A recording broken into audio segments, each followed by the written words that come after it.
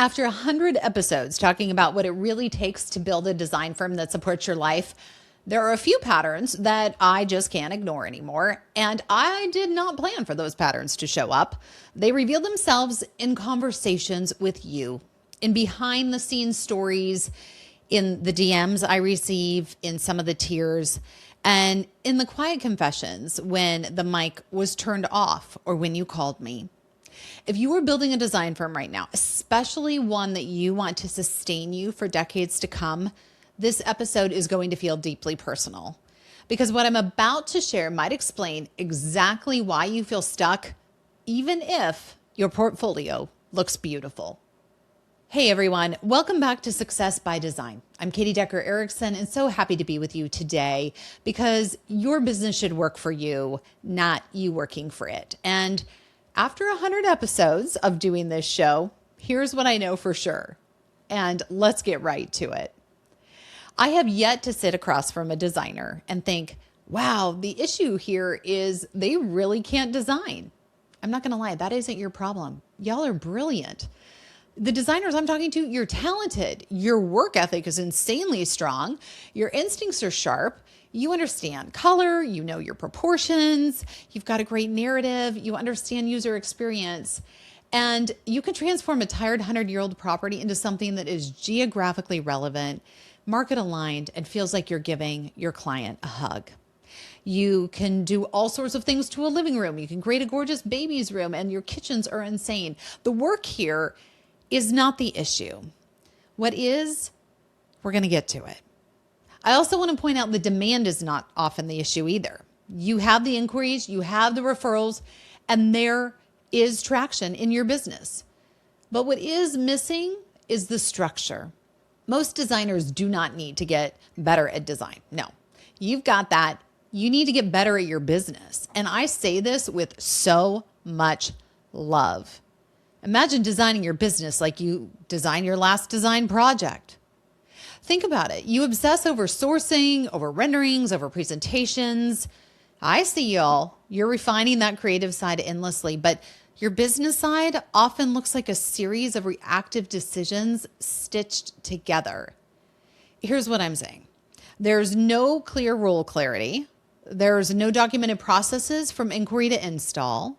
Perhaps you're missing a financial model that accounts for all seasons, or maybe you don't even have a financial model. There may not be delegation structure that reduces founder dependency. What I mean by that is if you still have a checklist and you're assigning people to tasks, that is not a delegation structure. That's a headache. And it's creating an immense amount of dependency on you, which I'm sure that you feel because I hear from you every day. I want to be clear here. You would never design a clubhouse or a nursery or a bathroom without a plan set. But many of you are building a business without one. And when that happens, your talent gets sacrificed and you start to feel trapped. I don't want you to be there. I want to give you actionable steps today to take the shift and start thinking of your firm like a project you're going to design. What is your client journey? What do those phases look like? What are the key decision points? Where are the handoffs? Also, what is billable versus non-billable? And what is your ideal margin per project type when it comes to your profit? If you don't design your business and think through these points, it's going to design itself and it's going to create an inordinate amount of stress on you. And that is not the aesthetic we are going for. All right, pattern number 2 I see. Revenue growth hiding structural weakness. This is a huge one and it's really uncomfortable, so I want you to hang with me here. Revenue going up does not automatically mean that your business is healthier. That's a misnomer, which is why it kills me when other coaches focus only on profit. That doesn't mean you have a healthy business. I have seen revenue increase at the exact same rate as the business owner's stress. Yeah, you land the bigger project, maybe you hire one more team member, you expand into a new market, and on paper, it does look like growth. But behind the scenes, the cash flow is tightening, the founder's hours are increasing, The team confusion is rising. And oh my gosh, I can relate to this one. Decision fatigue multiplies. You can only make so many decisions in a day. And when you tap out on a bunch of little ones that don't matter, you can't move your business forward in a meaningful and significant way. Revenue is not proof of scalability. I'm going to say that again because it's that important. Revenue is not proof of scalability. Stability is. Let's try that again. Think about it this way. Can your firm absorb a team member leaving without everything falling apart? What about you? Can you take a 2-week vacation without daily escalations? Or can you forecast 6 months out with confidence? Here's a good one. Can you say no to a project that is misaligned? Oh, that can be so hard to do, especially if you're a people pleaser. Those are structural indicators. And we love top line numbers. I do. I mean, having my master's in business administration, I love top line numbers. They're very visible. But what I've learned after talking to so many of you and 100 episodes of this show is this. The healthiest firms are often the most boring on the surface.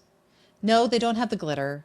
No, they may not be winning the most incredible design awards, but they're getting the work done because they have clean systems, they have defined roles, they have predictable pipelines, and they understand their niche.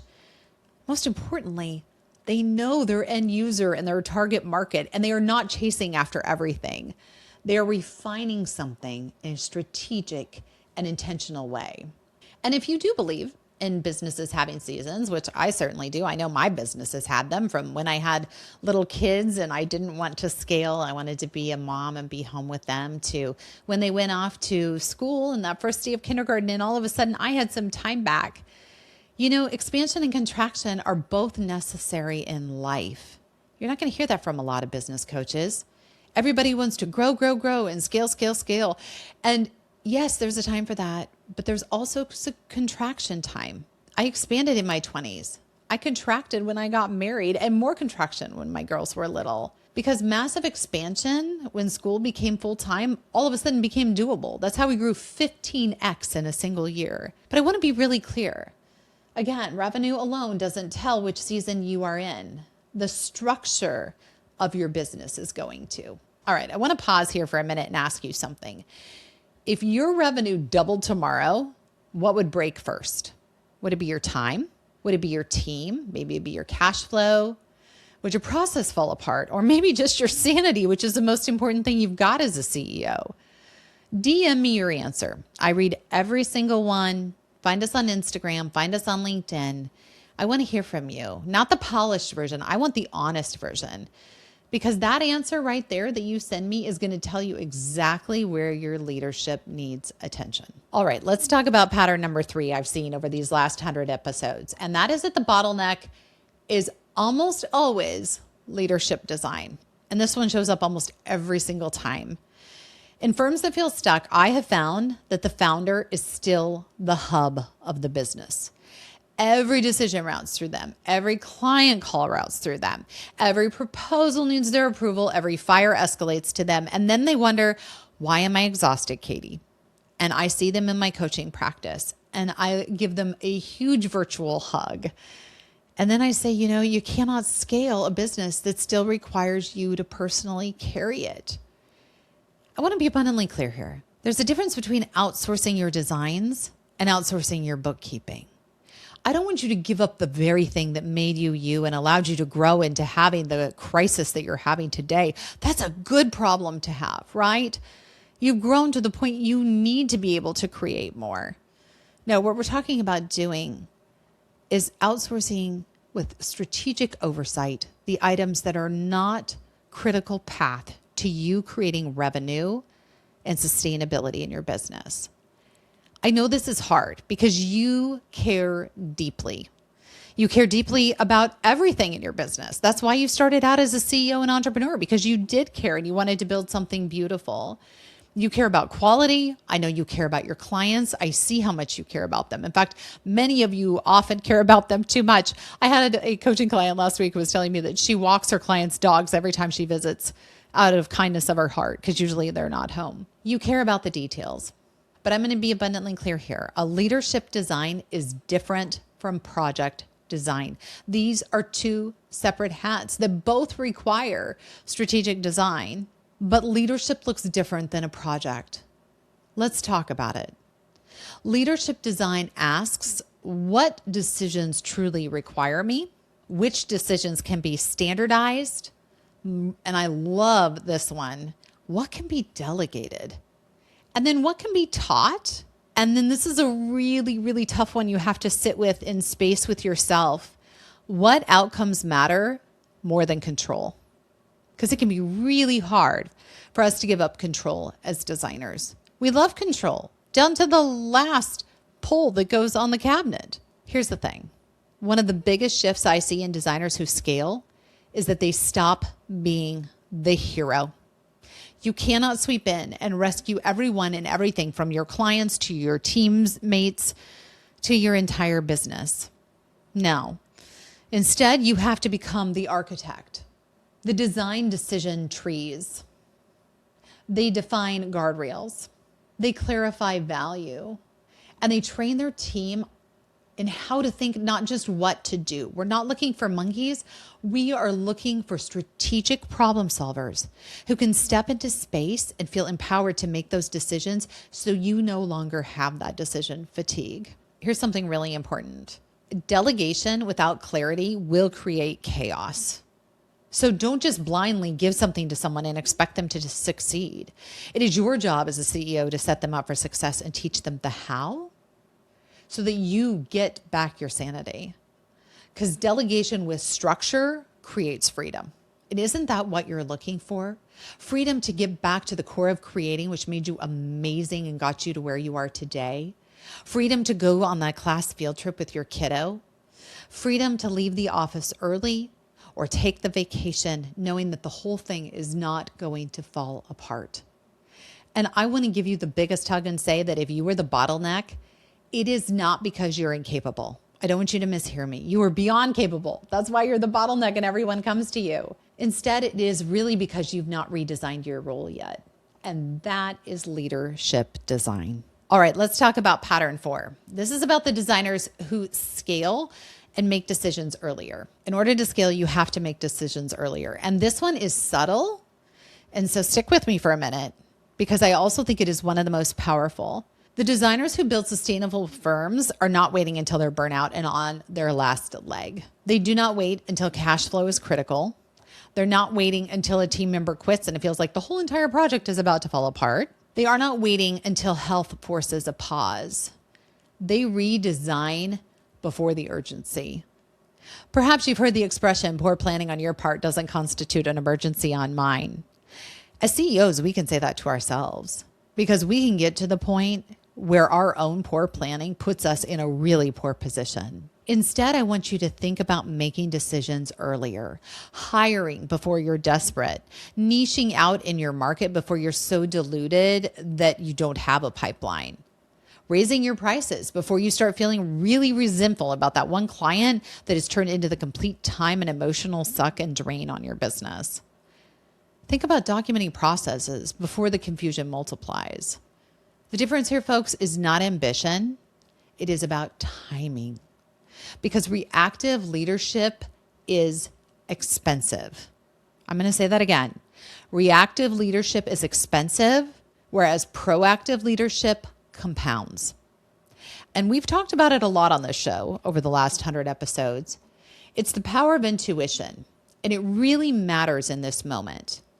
If you feel that quiet tension that something is off, that's more than a feeling. That's a data point. That isn't weakness. That is growth knocking at your door saying, hey, do you see me out here? I need you to look at this for a minute. You know I believe in seasons. Expansion and contraction are both intentional movements in your business. And the designers who scale understand that waiting too long to redesign is going to cost them far more than redesigning early. In fact, we're seeing this in a number of designers who don't want to embrace AI. They will end up on the sidelines and be casualties of our business But there's a chance to redesign and integrate AI now in a strategic and meaningful way into your business that will make you far more successful and scalable. All right, let's bring it all together, because after 100 episodes, here is what I cannot ignore anymore. Talent is abundant. Structure is rare. Revenue is extremely seductive. Stability is strategic. Founders are overfunctioning. I see you in my coaching practice. Leadership design is underdeveloped. And the designer who builds firms who actually support their lives, those are the designers who decide to build differently before they are forced to do so. If you are listening to this podcast and you are feeling that tension when you sit in the seat of your intuition between where your business is and what it could become, I want to talk to you. That isn't accidental. That is growth waiting to happen. And the next level of your firm is not going to come from working harder, taking a 6-week course on profitability, or sitting on the sidelines feeling overwhelmed. It's going to come from you being that architect. You have to build something different. If something in this episode hit a nerve, I want you to pay attention, because that tension between your current structure and your future vision is the exact place that your transformation is going to begin. I'm going to be really honest here because I love you, and I'm going to say the hard things. You do not need another Pinterest board, and you don't need another certification. You need a business that is designed as intentionally as your projects are. And if you want to help identifying your bottleneck, clarifying your new structural shift, or redesigning your leadership role, that is exactly why I offer a free 15-minute problem-solving session with you. No pressure, no pitch, just clarity. Go to fixmydesignbiz.com. Again, that's fixmydesignbiz with a Z.com. Because the real problem, we're going to tackle it and untangle it together. Because at the end of the day, your business should be working for you, not you working for it. Until next time, take care.